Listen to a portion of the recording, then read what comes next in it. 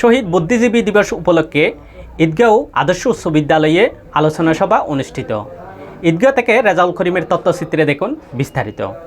শহীদ বুদ্ধিজীবী দিবস উপলক্ষে কক্সবাজারের ঐতিহ্যবাহী ঈদগাঁও আদর্শ উচ্চ বিদ্যালয়ে নানা কর্মসূচির মধ্য দিয়ে দিবসটি পালন করা হয়েছে।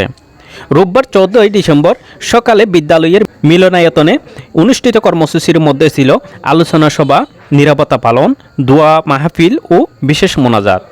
বিদ্যালয়ের প্রধান শিক্ষক খুরশিদুল জান্নাতের সভাপতিত্বে অনুষ্ঠানে উদ্বোধনী বক্তব্য দেন সিনিয়র শিক্ষক মোহাম্মদ রেজাউল করিম।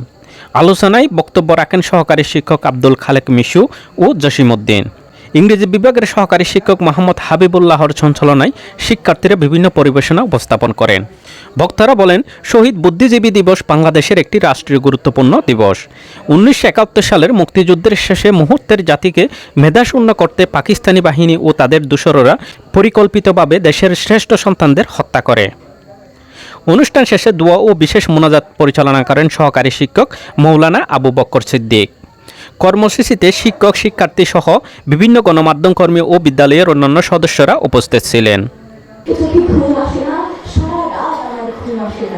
তন্দ্রার ভেতরে আমি শুনি ধর্ষিতার করুণ চিৎকার, নদীতে কানার মতো ভেসে থাকা